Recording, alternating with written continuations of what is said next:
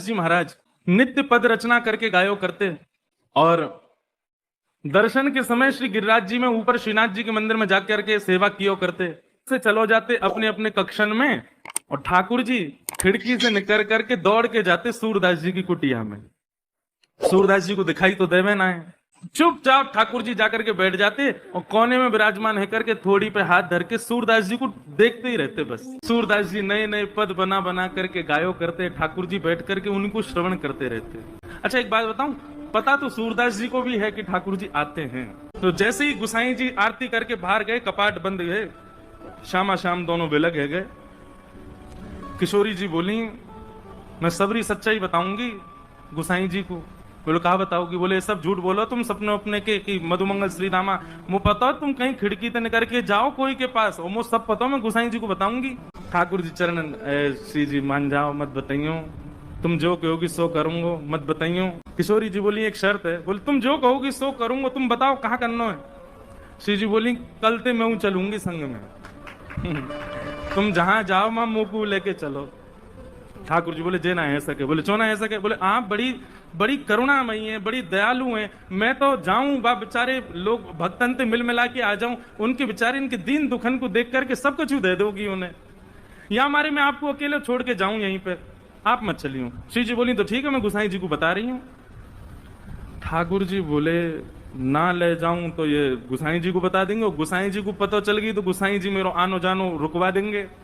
ठाकुर जी बोले आपकी एक शर्त मैं मानूंगा, वो एक शर्त आप मेरी मानो। बोले कहा? बोले मौन जाओगी मौन आओगी, कछु नहीं कहोगी ना करोगी वहां पे। श्री जी बोली ठीक है कछु ना करूंगी। ठाकुर जी बोले मुझे विश्वास ना है रो, आप पे मुझे भरोसा ही ना है, नेक बाहर जामेंगी देखते ही ऐसी पिघल जामे। बोले ना मैं बिल्कुल ऐसे रहूंगी आपकी जैसी, जैसी जाऊंगी वैसी आ जाऊंगी। ठाकुर जी बोले ठीक है। दूसरे दिन ठाकुर जी श्री जी को लेकर के गए। कैसी कृपा सूरदास जी की कुटिया में चुपचाप चोरन की भांति ठाकुर जी घुस गए और श्री जी घुस गए और दोनों एक कोने में बैठे हैं थोड़ी पे हाथ धर के, और ठाकुर जी हाथ पांव जोड़ रहे हैं। वो रोइयो मत, भावुक मत होइयो, जे कछु गावे हो तुम नेक में ही ऐसी है जाओगी, चुप रहो ना, मैं बैठ रही सुन नहीं हूं बस। सूरदास जी ने गानो प्रारंभ कियो, ऐसे ही गानो प्रारंभ कियो, आहा श्री जी के तो भाव नेत्र सजल है गए। ठाकुर जी तो कह रही हैं जाकू नेत्र दे दे। ठाकुर जी बोले मैंने मना करी ना, ये सब ना होगो, ये सब ना करनो है। अच्छा ठीक है कोई बात ना, गान दो। श्री जी समझ गई जे तो कृपा करेंगे ना, मोइये का छुकरनो पड़ेगा। सूरदास जी अपने भाव गा करके और तुरंत अपनी लठिया ढूंढ करके उठ करके खड़े है गए और अपनी कुटिया से बाहर जाने लगे। ठाकुर जी बोले चलो श्री जी अब समय है गयो, हम भी मंदिर चलें, गुसाई जी अभी कपाट खोल देंगे, आरती होएगी, व्यवस्थित रहना पड़ेगा। श्री जी बोली अभी तो समय है, ये सूरदास बेचारो अकेलो जा रहा है आगे आगे, या कि पीछे पीछे चल के देखो तो सही जाएगा कहाँ। ठाकुर जी बोले मैं तुम तो पहले ही मना कर रहा हूँ, ये सब मत करियो। श्री जी बोली अब नेक देर की बात हो रही है, चल दो या कि संग। सूरदास जी आगे आगे चल रहे हैं, पीछे श्यामा श्याम दोनों निहारते हुए चल रहे हैं।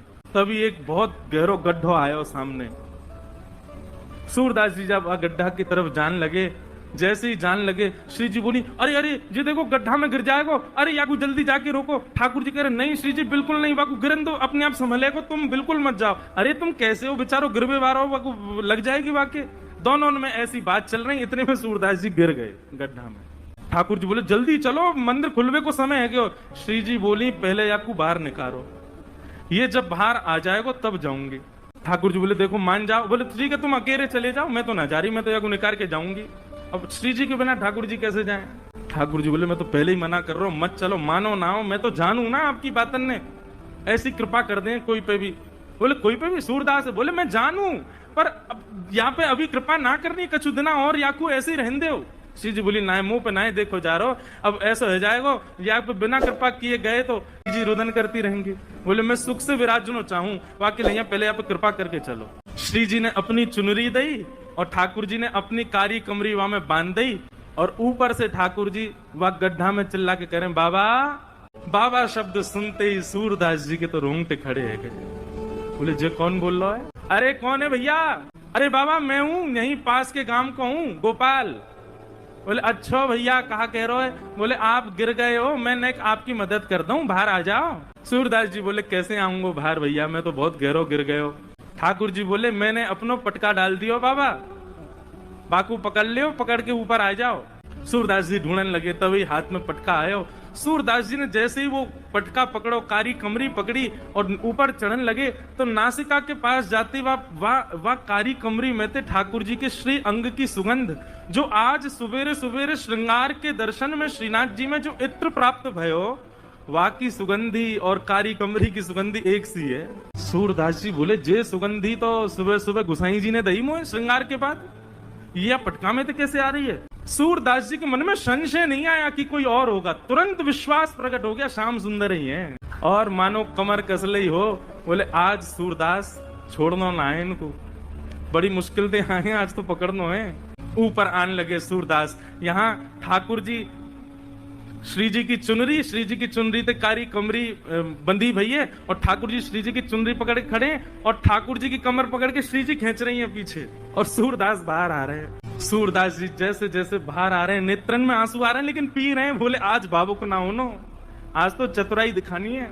और जैसे ही महाराज सूरदास जी निकल के बाहर आए, जानबूझ के सूरदास जी ने ऐसा नाटक किया कि मानो गिर गए हों, और जोड़ते आगे की तरफ गिरवे को भय। ठाकुर जी तो पीछे हट गए, श्री जी वहीं रह गई, तो श्री जी के चरणन में जाके गिरे, सोई चरण पकड़ लिए सूरदास जी ने। अब सूरदास जी के हाथ में जैसे श्री जी के चरण आए, ठाकुर जी ने श्री जी को हाथ पकड़ो, जोड़ते बोले पीछे हटो। अब पीछे श्री जी हटी तो श्री जी के पामन को नूपुर सूरदास जी के हाथ में रह गए। सूरदास जी ने चुपचाप छुपाई के यहीं धल लियो। ठाकुर जी बोले, श्री जी जल्दी चलो, मंदिर खुले बारो, गुसाई जी अभी मंदिर खोल देंगे।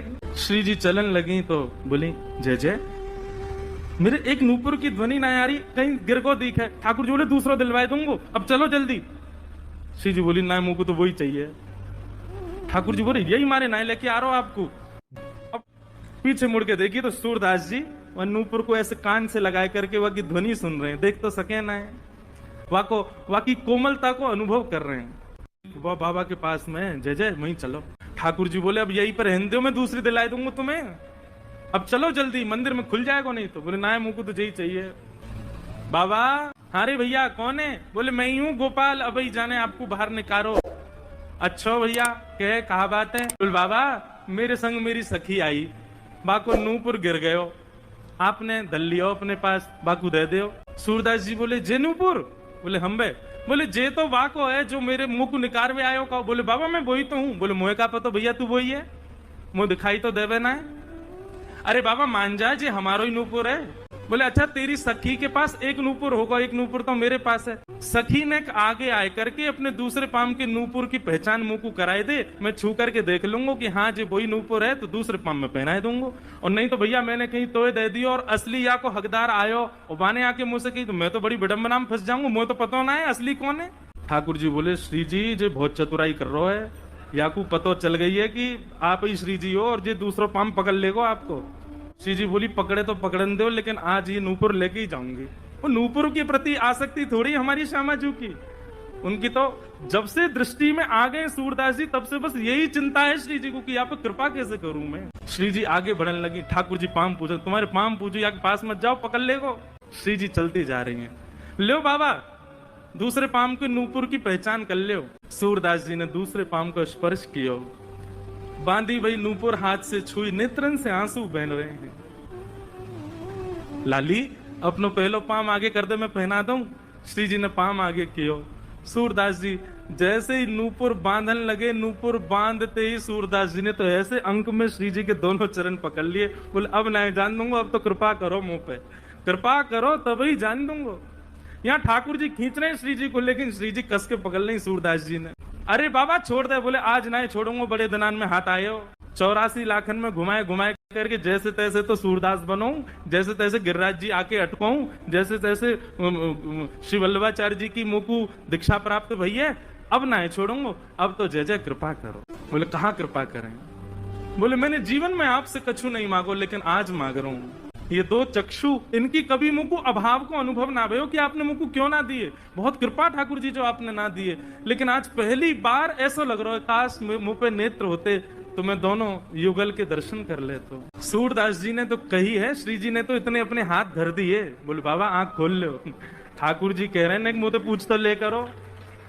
किशोरी जी कह रही है, पूछो वारो काम ना है, सब होन दो। बाबा आंख खोलो। सूरदास जी ने अपने जीवन में पहले बार कमल जैसे, बिल्कुल ठाकुर जी जैसे नेत्र प्रदान कर दिए सूरदास जी को।